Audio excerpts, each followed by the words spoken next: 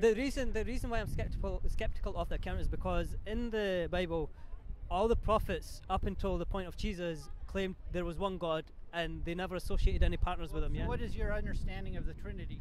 I think this is another problem with Islam, is that, and maybe it's a root of much of the misunderstanding, because I think that my understanding of Muslim understanding of the Trinity is that somehow there's three gods, and that's not what the doctrine of the Trinity is. My understanding of the Trinity is that there's one God, but there's three separate, there's three persons.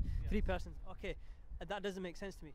Well, that's the problem. You should study the Trinity and try and make sense of it. So could you explain it to me just now?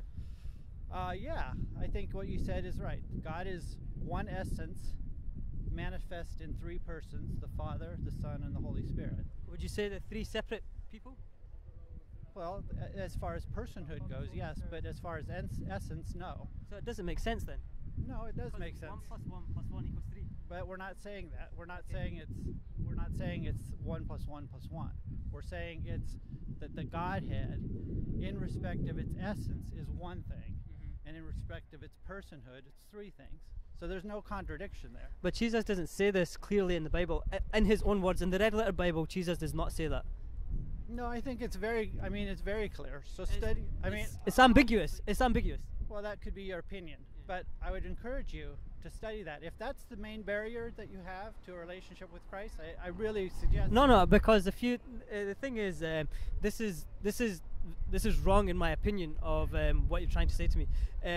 The main difference is that we believe Jesus was not God, because if you're saying Jesus was God. No, I think we're circling back to the. So I'm going back to the main point, right? Jesus could not have been God, because Jesus did not know the hour. Is this correct? You mean the hour of his death? The hour, the judgment day. If you read the verse in context, it is about judgment day. Yeah, no, I think he was accurate, as he's the God-man, right? So he has two natures. He has the God nature and the human. Does this affirm this in the Bible, that Jesus has two natures? Yes, you can infer this. What verses? There's multiple verses that infer this. Such as? Well, because from my understanding, when I read the Bible, there was nowhere did Jesus say that I am God and I am man. I am two gods. I am a God-man. There was no such thing. There's not that is from when I speak to scholars of Christianity. They say there's many terms in the Bible there's many terms in Christian theology, and I'm sure it's true in Islam, that the word itself isn't in the Bible, like the Trinity, right? The Trinity is in the Qur'an. The Trinity is not in the Bible. It's in the Qur'an. Well, that's fine.